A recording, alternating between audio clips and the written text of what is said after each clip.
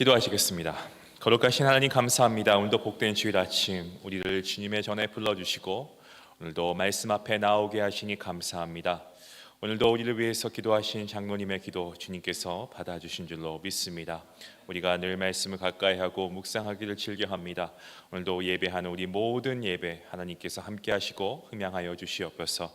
예배 시작을 아름다운 연주로 섬긴 크로마 부팀을 주님께서 기억하시고 손끝에 선율마다 하나님의 향한 사랑과 은혜가 담기게 하시고 그 연주를 통하여서 예배가 더욱더 은혜롭게 시작할 수 있는 귀한 축복의 통로가 될 수 있도록 인도하여 주시옵소서.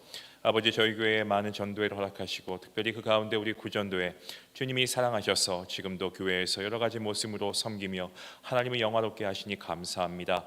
하나님께서 귀한 아들과 딸들 가운데 함께 하시고 오늘 드린 이 찬양이 우리에게 정말 주님의 주시는 음성으로 들리게 하시고 우리의 세상 가운데 험난함과 폭풍이 있다 한들 주님과 함께면 우리 안에 우리의 심령이 잠잠함으로 평안케 되는 그 은혜가 있게 허락하여 주시옵소서.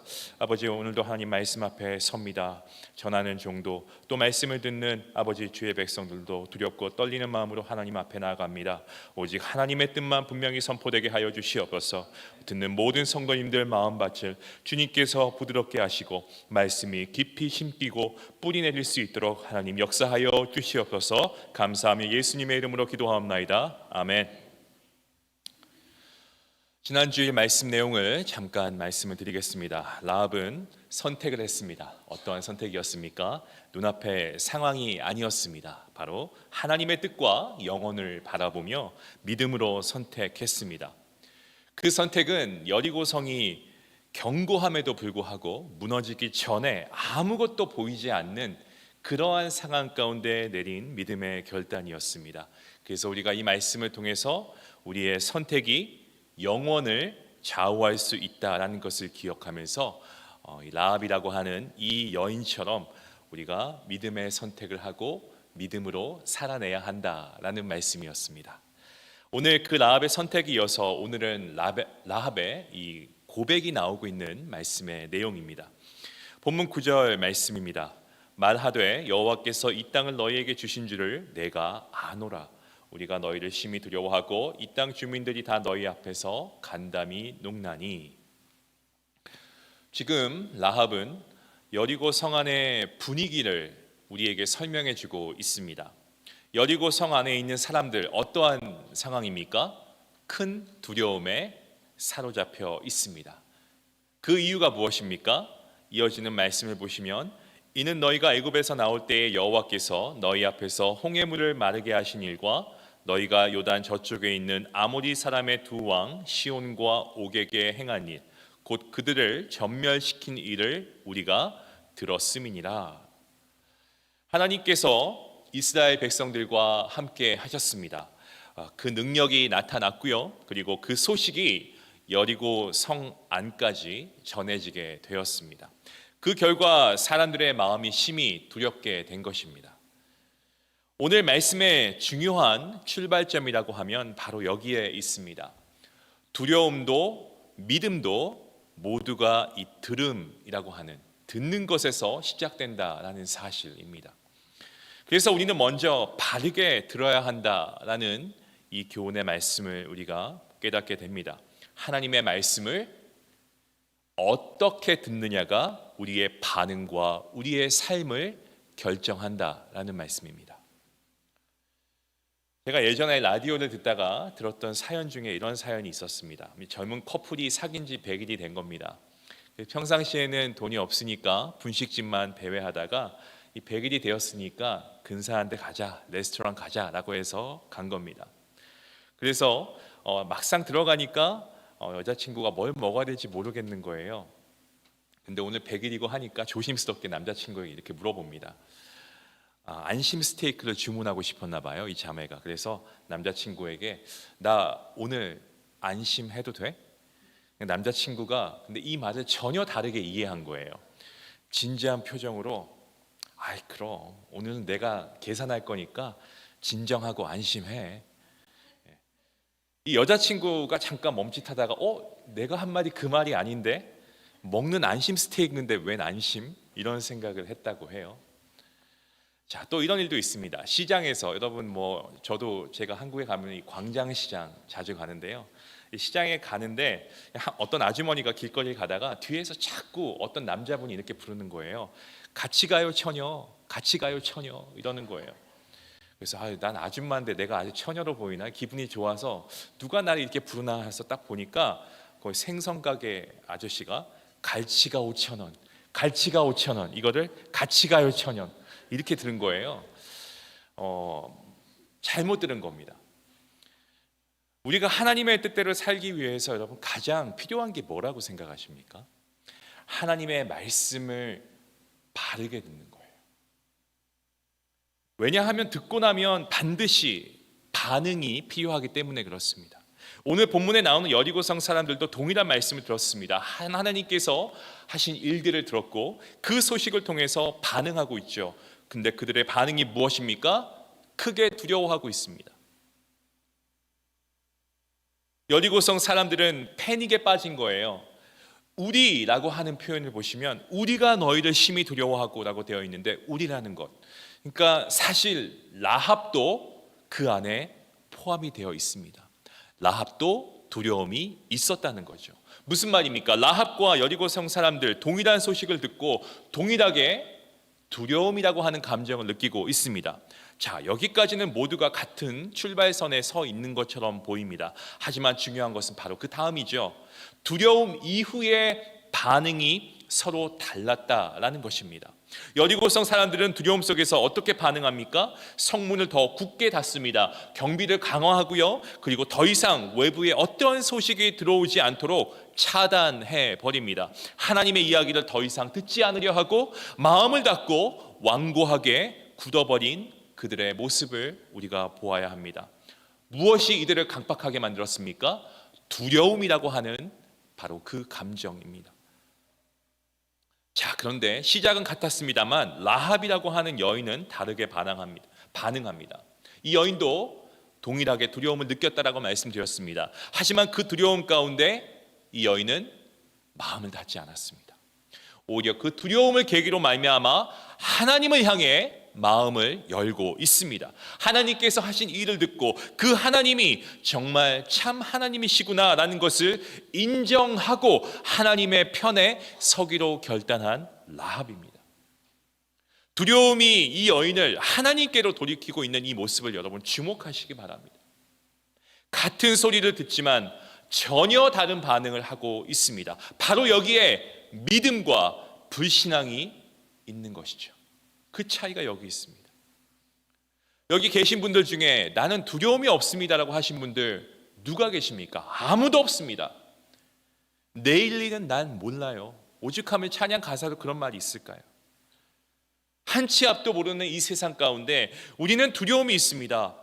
믿음의 사람에게도 두려움이 있습니다. 하지만 중요한 것은 두려움이 있어서 우리가 자책하는 것이 아니라 그 두려움 앞에 우리가 성도로서 하나님을 의지하고 하나님을 예배하는 그리스도인으로서 어떻게 반응하고 있느냐가 중요하다라는 말씀이에요. 어떤 사람은 두려움 때문에 마음을 닫고 더 강박해집니다.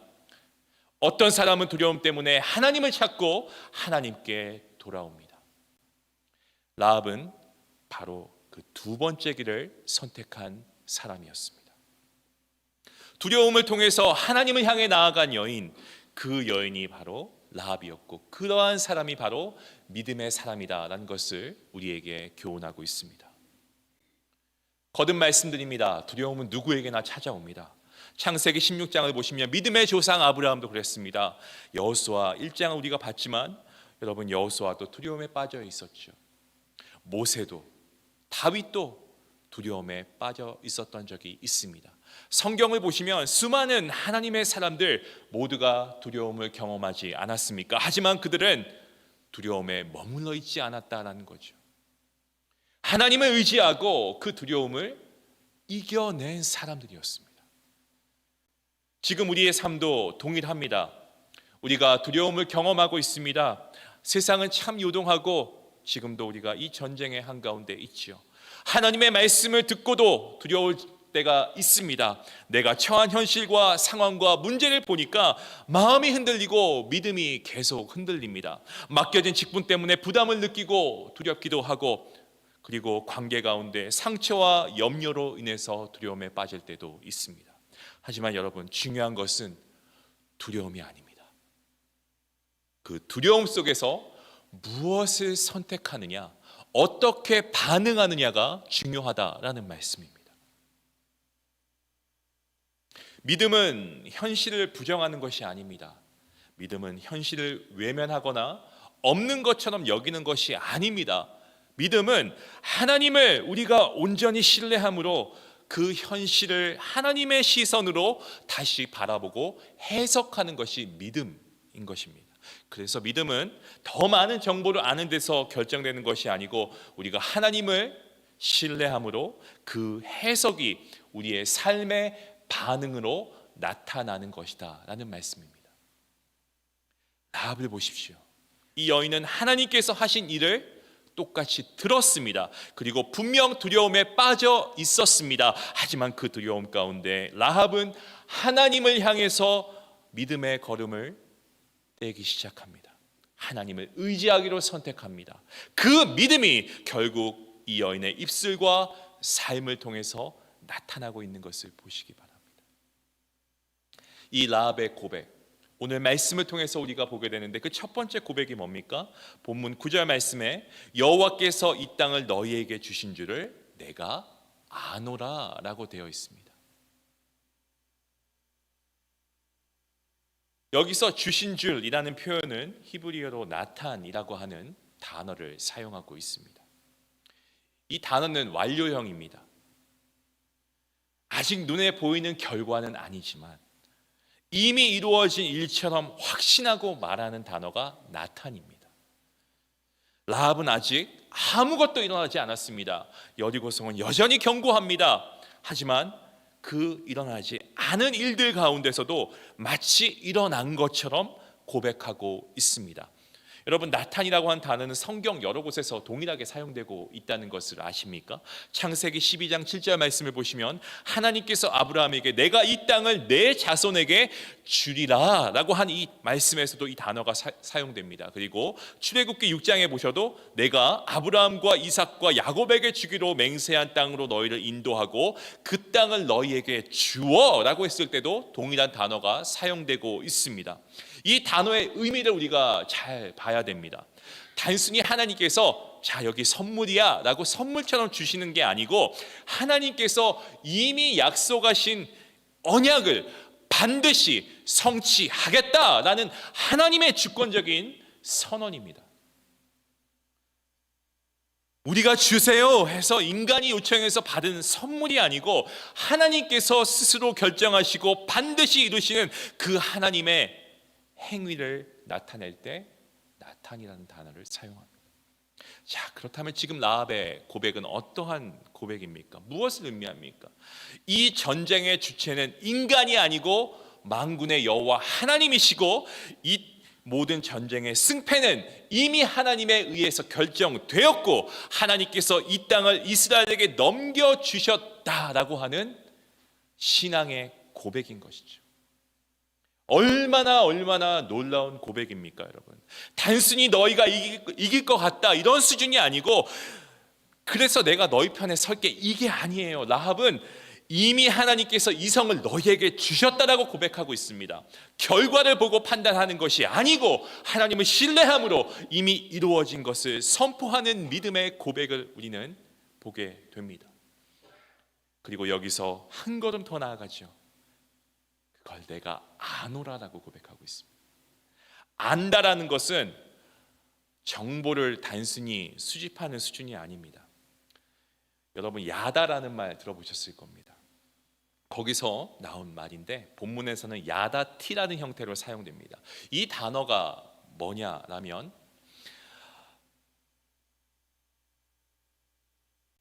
정보를 들어서 알고 거기서 끝나는 것이 아니고 관계를 경험하고 그리고 마음으로 받아들이고 삶으로 연결되는 암입니다.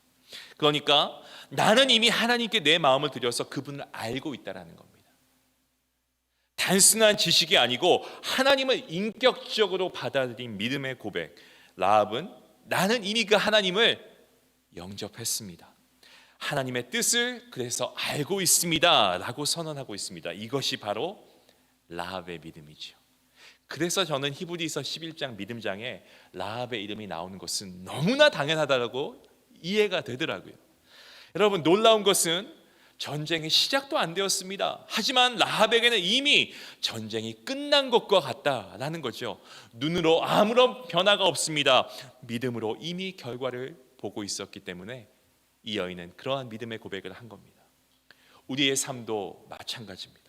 하나님께서 이미 이루신 일들이 많이 있습니다. 손으로 꼽을 수가 있겠습니까? 하지만 단지 그것이 아직 우리의 눈에 보이지 않을 뿐이죠. 제가 드린 말씀은 앞으로 이루어질 일들을 말씀드린 거예요. 때문에 우리 앞에 놓여있는 수많은 이 문제, 어려움, 걱정이라고 하는 여리고 성들을 여러분 더 이상 두려워하지 마십시오. 하나님께서는 인간적으로 해결되지 않을 것처럼 보이는 수많은 난공불락의 문제들조차도 이미 하나님께서는 일하고 계시고 다스리고 계시고 이미 그것들을 우리에게 허락하신 줄로 믿습니다. 우리가 한 가지 주목해야 할 사실이 여기 있습니다. 라합은 그 몸이 여리고 성 안에 여전히 있었습니다. 하지만 여리고 사람이 아니었다는 거죠. 여러분, 세상에 있으면서 하나님의 사람으로 살아가십니까? 아니면 그 세상 가운데 젖어 살아가십니까? 라합을 보십시오. 이게 믿음 생활하는 겁니다. 하나님의 사람. 믿음은 위치의 문제가 아니고 내가 하나님의 자녀이다라고 하는 정체성의 문제이고 소속의 문제인 거예요.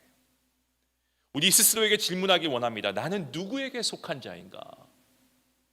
하나님께 속한 자인가? 아니면 세상에 속한 자인가? 우리가 교회 안에 있다고 해서 자동으로 하나님의 사람 되는 거 아닙니다, 여러분. 여전히 세상의 가치관으로 살아가고 우리가 시기하고 질투하고 말씀 듣고 돌아가면 똑같이 죄의 모습을 가지고 살아간다면 이것은 우리가 하나님의 뜻대로 살아가는 것이 아닙니다. 내 생각과 기준으로 살아가는 것이죠. 그러면 우리가 교회 안에 있어도 세상에 속한 사람이다라는 거죠. 반대로 라합처럼 세상 한가운데 살아가면서도 우리가 하나님께 속해 있다면 우리는 어디에 있든지 하나님의 사람으로 우리가 살아갈 수 있는 거죠. 때문에 중요한 것은 내가 어디에 있느냐보다 중요한 것은 내가 누구에게 속해 있느냐. 장로님 기도하실 때 주 하나님 아버지, 주님 하나님 아버지, 우리의 아버지 되신 하나님께 속한 저와 여러분인 줄로 믿습니다. 여러분, 우리가 하나님의 자녀임을 선포하고 그 담대함으로 나아갈 수 있기 원합니다. 라합의 두 번째 고백입니다. 9절 하반절 말씀에 이렇게 고백합니다. 이 땅 주민들이 다 너희 앞에서 간담이 녹나니. 참 이 표현 보십시오. 하나님께서 행하신 일과 하나님의 말씀은 결국 대적들의 마음을 녹여버립니다. 아무리 강한 성이라고 해도, 난공불락의 성 여리고 성입니다. 아무리 강한 성이라고 해도, 백전백승의 성이라고 해도, 아무리 단단한 방어와 군사가 있다고 해도 하나님의 능력 앞에서는 무너질 수밖에 없습니다. 여러분, 이것이 하나님의 말씀의 능력인 줄로 믿습니다. 그 능력이 어떻게 나타납니까? 하나님의 말씀의 능력은요, 우리의 삶을 통해 나타납니다. 한 신학생이 유명한 신학자 토레이에게 이렇게 묻습니다. 수많은 성경 번역본 중에 어떤 것이 가장 좋은 번역입니까, 교수님? 그때 토레이가 이렇게 대답합니다. 그것은 바로 당신의 삶으로 번역된 성경입니다. 아멘입니다. 하나님의 말씀은 성경책 안에 머무는 것이 아니고 우리의 삶을 통해 나타날 때 비로소 그 능력이 우리의 삶 가운데 경험되어지는 것입니다. 실제로 우리나라에 처음 복음이 들어왔을 때 예수님 믿는 사람들의 삶을 보고 부패한 관리들이 그 지역에는 나는 안 가겠다라고 하는 기록이 있습니다. 그 당시에는 믿는 사람은 너무나 적었죠. 극히 적었습니다마는 그들의 삶은 어떻습니까? 삶을 변화시키는 강력한 영향력을 가지고 있었다는 거죠. 복음을 살아냈다는 겁니다. 오늘 우리의 모습은 어떻습니까? 여리고성 사람들 하나님의 백성을 보고 두려워했는데 오늘 우리는 세상을 바라보며 이들과 같이, 아니 더 두려워하고 걱정하고 살아가고 있지 않습니까? 처음 복음이 전파될 때 세상 사람들이 그리스도인을 두려워했는데 지금은 우리가 세상을 두려워하며 살아가고 있지 않습니까? 우리는 십자가 군병으로 부름받은 하나님의 백성입니다. 그런데 혹시 지금 우리의 모습이 정말 조금만 풍파가 와도 흔들리는 갈대처럼 세상 앞에서 쉽게 흔들리는 우리의 모습은 없습니까?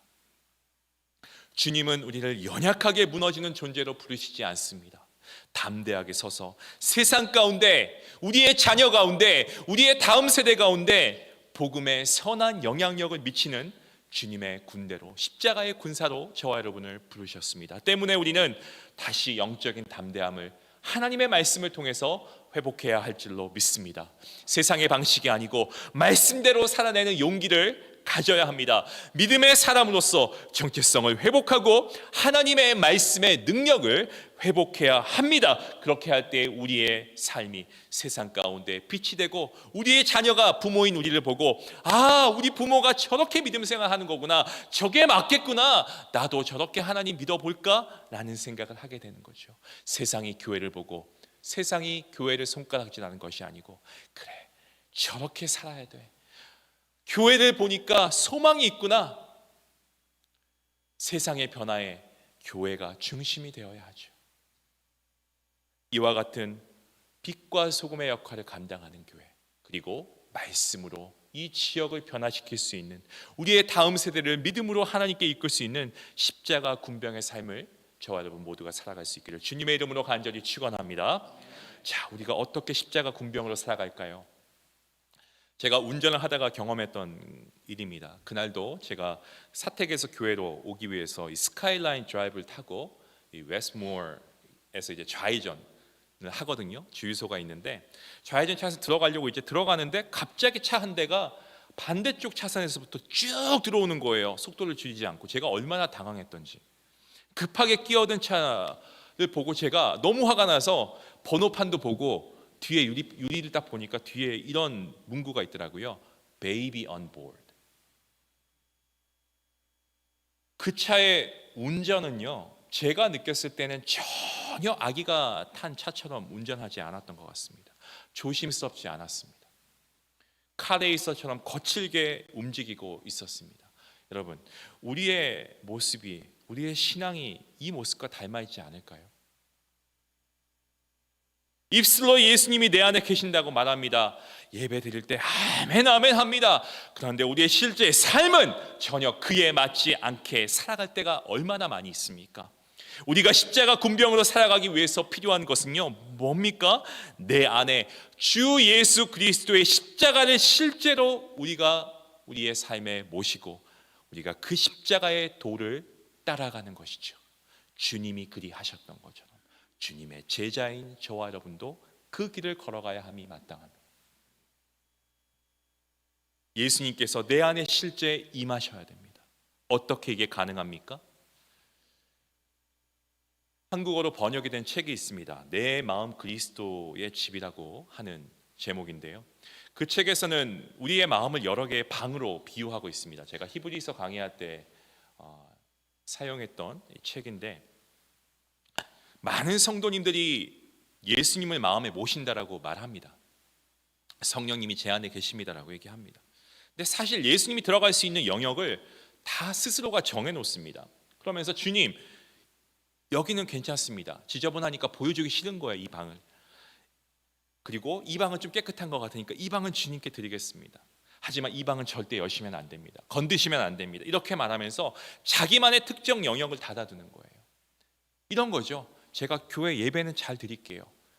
하지만 제가 좋아하는 이런 것들 못 끊습니다. 말씀은 읽겠습니다. 근데 저 주일 성소 매일 못 드립니다. 예배는 하지만 매일 예배 못 하겠습니다. 이런 거예요. 여러분, 이것은 예수님을 주인으로 모시는 삶이라고 볼 수가 없습니다. 손님으로 대하는 거죠, 예수님을. 주인은 집 전체를 다스리지만 손님은 허락된 공간에만 머무르는 것 아니겠습니까? 주님을 그렇게 대하고 있는 겁니다. 내 모든 삶의 영역을 주님께 내어드려야 합니다. 그럴 때 비로소 주님께서 내 삶을 통치하시기 시작하십니다.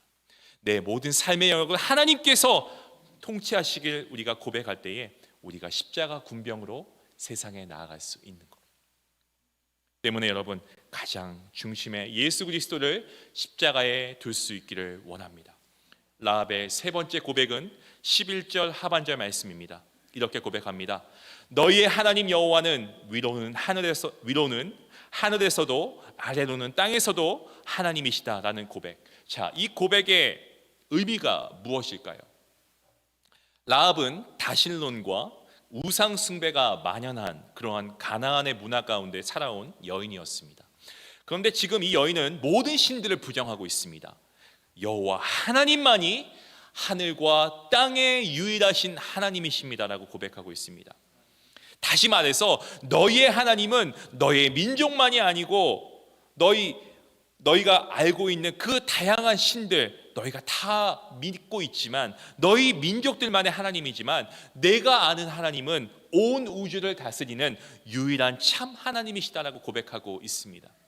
저는 인도 단기 선교팀이 선교 갔을 때 이 말씀을 전하지 않았을까요? 이 마음으로. 그렇잖아요. 인구보다 많은 그러한 우상들이 많은 땅 아니겠습니까? 오늘 라합은 그 땅 가운데 이렇게 선포하고 있는 거죠.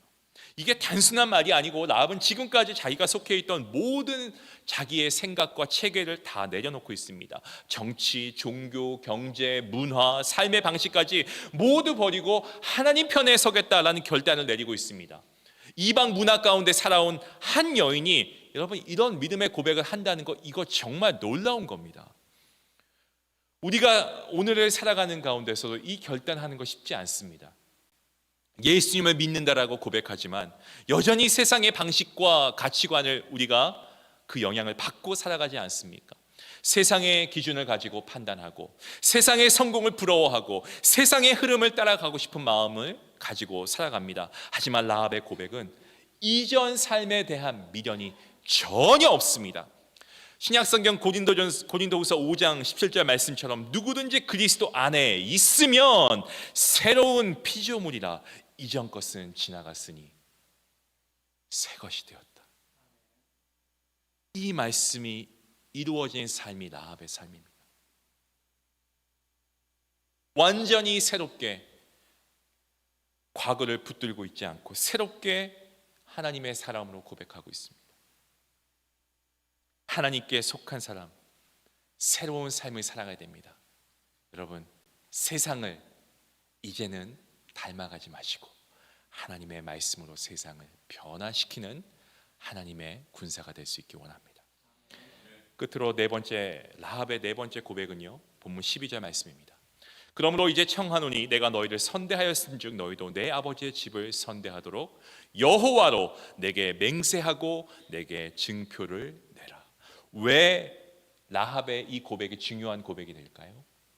선대하다라는 말은 이 히브리어로 헤세드라는 단어가 사용이 됩니다. 이 단어는 단순한 어떤 착하고 친절을 베푸는 것이 아니고 언약적인 사랑을 의미합니다. 다음 화면 보여주시겠습니까? 다시 말해서 라합은 지금 이렇게 얘기하는 거죠. 내가 언약적인 사랑으로 너희를 대했으니 너희도 하나님 앞에서 언약적인 사랑으로 나를 대해달라 얘기하는 겁니다. 너희가 믿는 그 하나님의 이름으로 나를 그 언약의 보호 아래 두어달라라는 고백이죠. 단순히 나와 내 가족의 목숨을 살려주십시오, 목숨을 요청하고 있는 게 구걸하고 있는 게 아닙니다. 나는 이제 하나님의 자녀로 살고 싶습니다. 하나님의 언약의 백성으로 살고 싶습니다 라는 믿음의 고백을 하고 있습니다. 여기서 멈추지 않습니다. 자기 혼자만의 구원을 구하지 않고 아버지와 어머니, 형제, 자매까지 함께 구원하기를 요청합니다. 참된 믿음은 개인의 구원에서 끝나지 않습니다. 공동체로 확장이 됩니다. 그래서 여러분의 믿지 않는 자녀를 위해서, 부모를 위해서, 여러분의 가족들을 위해서 끝까지 기도하셔야 됩니다. 믿음은 하나로 끝나는 것이 아니고 다른 사람을 살리고 함께 살아가기를 원하는 방향으로 나아갑니다. 다른 사람을 살리는 것, 결국 그 믿음이 공동체를 세운다는 겁니다. 이 라합의 고백에 대해서 정탐꾼들이 뭐라고 고백합니까? 어떻게 응답합니까? 14절 말씀입니다. 이 말씀 함께 보겠습니다. 우리의 목숨으로 너희를 대신할 것이요 여호와께서 우리에게 이 땅을 주실 때에는 인자하고 진실하게 너를 대우하리라. 자, 아까 말씀드린 헤세드와 에메트, 인자와 진실, 하나님의 성품을 나타낼 때 사용됩니다. 라합이 하나님의 언약적 사랑을 근거로 요청했을 때 정탐꾼들이 뭐라고 합니까? 우리가 하나님의 성품처럼 신실하게 진실하게 그 약속을 지키겠다라고 응답하고 있습니다. 여기서 주목해야 할 표현이 있습니다. 정탐꾼들은 우리가 이 땅을 점령할 때라고 말하지 않습니다. 여호와께서 우리에게 이 땅을 주실 때라고 고백하고 있습니다. 전쟁의 주체가 사람이 아니고 하나님이심을 분명히 인정하고 있습니다. 여러분, 라합의 고백도 정탐꾼의 반응도 모두 하나님 중심의 반응이고 응답이었습니다. 하나님께서 이루신다라는 믿음 위에서 말하고 행동하고 있습니다. 이 이야기를 가만히 생각해 보십시오. 라합이 하나님을 직접 본 적이 있습니까? 홍해가 갈라지는 것을 봤습니까? 광야의 기적을 체험했습니까? 아무것도 체험하지도 못하고 보지도 못했습니다. 그저 들었습니다. 하나님의 역사하심을 소문으로 들었을 뿐입니다. 그런데 그 들은 말씀이 이 여인의 삶을 송두리째 바꾸어 놓는 역사가 일어나고 있습니다. 이것이 하나님의 말씀의 능력입니다. 로마서 10장 17절 말씀, 그래서 믿음은 들음에서 나며 들음은 그리스도의 말씀으로 말미암았느니라. 아멘. 우리의 믿음도 동일하게 하나님의 말씀을 듣는 데서 시작됩니다. 문제는 하나님의 말씀보다 내 눈에 보이는 현실과 세상의 소리에 더 귀를 기울이니까 두렵죠. 쿡 아일랜드라는 섬이 있습니다. 그 섬은 태평양에서 밀려오는 파도의 소리가 굉장히 크다라고 합니다. 그런데 신기하게 해안가에는 실제로 큰 파도가 거의 치지 않는다라고 합니다.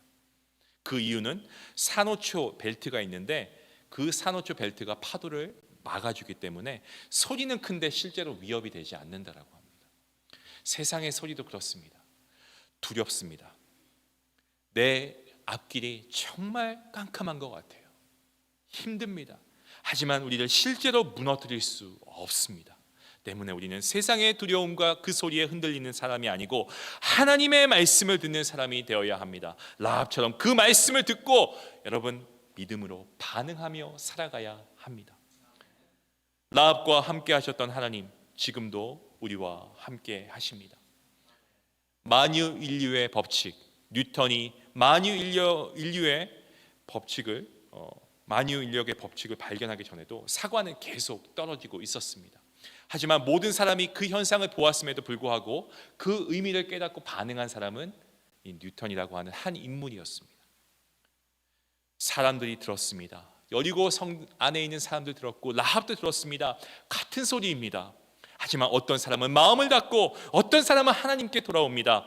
문제는 얼마나 많이 듣느냐 이게 아니고 듣고 어떻게 반응하느냐, 믿음과 불신앙을 가르는 그 전초가 바로 여기에 있습니다. 오늘 하나님의 말씀은 저와 여러분의 귀에만 계속 들리기만 하는 것으로 끝나는 것이 아니고 우리의 삶을 바꾸는 말씀의 능력이 있기를 원합니다. 더 이상 여러분 외면하지 마시고 말씀을 좀 붙잡으시고 그 말씀대로 살아가십시오. 그리고 여러분에게 물어보십시오. 나는 교회 안에 있는 사람인가? 아니면 정말 하나님께 있는 사람인가? 나는 세상에 살면서 세상 사람처럼 살고 있으면서 예배만 드리고 있는가? 아니면 어디에 있든지 하나님의 사람으로 살아가는가? 오늘 이 시간 우리가 마음의 문을 열고 다시 주 예수 그리스도의 십자가를 내 삶의 가장 중심에 모실 수 있기를 원합니다. 주님을 손님으로 두지 말고 내 삶의 주인으로 모시고 그렇게 할 때 우리가 세상을 두려워하는 사람이 아니고 세상을 담대히 싸워 이기는 주님의 십자가 군병이 될 줄로 믿습니다. 사랑하는 성도 여러분, 오늘 말씀 앞에서 결단하십시다. 세상의 소리보다 하나님의 말씀을 더 듣겠습니다. 두려움 앞에 숨지 않고 믿음으로 반응하겠습니다. 이 믿음의 결단 가운데 하나님께서 여러분의 삶 가운데 말씀의 능력을 베푸시고 여러분의 삶이 능력 있는 하나님의 백성의 삶으로 하나님께서 역사하실 줄로 믿습니다. 그 믿음을 가지고 하나님께 나아가는 복된 성도님들 되시길 주님의 이름으로 간절히 축원합니다. 기도하시겠습니다. 거룩하시고 살아계신 하나님, 오늘 우리에게 주신 말씀, 하나님 말씀 앞에 우리가 나아갑니다. 주님, 우리는 참 말씀을 잘 듣습니다. 그리고 정말 말씀을 많이 듣고 읽기도 합니다. 여리고성 사람들처럼 우리가 많이 듣고 우리가 말씀을 접하고 있지만 우리가 여리고 성 안에 있는 그 사람들, 대부분의 사람들처럼 그저 듣고만 있지는 않습니까? 우리가 이 시간 말씀을 통해서 하나님의 말씀의 능력을 다시 한번 우리가 믿음으로 고백하며 그 말씀, 하나님이 가라고 하면 가고 멈추라 하면 멈추는 하나님 말씀에 반응하고 순종할 수 있는 하나님의 백성이 될 수 있기 원합니다. 주님의 십자가의 군사가 될 수 있기 원합니다. 두려움을 하나님께 올려드립니다. 환경 때문에, 현실 때문에, 사람 때문에 흔들렸던 우리의 마음을 주여 붙들어 주시옵소서. 두려움이 우리를 무너뜨리는 것이 아니고 하나님께로 더 가까이 가게 하는 아버지 그러한 통로가 되게 역사하여 주시기를 간절히 소원합니다. 라합처럼 아무것도 보이지 않는 상황 가운데 이미 하나님께서 이루셨습니다 라고 고백하는 그 믿음을 우리 성도들에게 허락하여 주시옵소서. 결과를 보고 믿는 것이 아니고 하나님을 신뢰함으로 먼저 고백하는 믿음의 사람들에게 허락하여 주시옵소서. 우리의 삶을 돌아보게 하시고 우리가 몸이 교회 안에 있지만 여전히 세상 가운데 세상의 방식으로 살아가고 있지는 않은지, 우리가 입술로 주님을 고백하고 사랑한다 하지만 삶으로 우리가 다른 길을 걷고 있지는 않은지 주님 돌아보고 회개하게 하여 주시옵소서. 이제 우리의 마음이, 우리의 중심에 주 예수 그리스도, 예수님의 십자가를 다시 모십니다. 주님을 손님이 아니고 주인으로 모시게 하시고 우리의 삶의 모든 역을 주님께서 완전히 우리의 모든 삶을 주님께 내어드리게 허락하여 주시옵소서. 이 시간의 결단이 감정으로 끝나지 않게 하시고 삶의 변화로 이어지게 하시고 우리의 가정 가운데, 우리의 일터 가운데, 우리의 관계 가운데 실제로 하나님께 속한 사람으로 살아가게 허락하여 주시옵소서. 말씀의 능력을 체험하는 교회, 그 말씀에 반응하는 교회, 우리 중앙교회가 될 수 있도록 하나님 역사하여 주시옵소서. 이 모든 말씀 예수님의 이름으로 기도하옵나이다.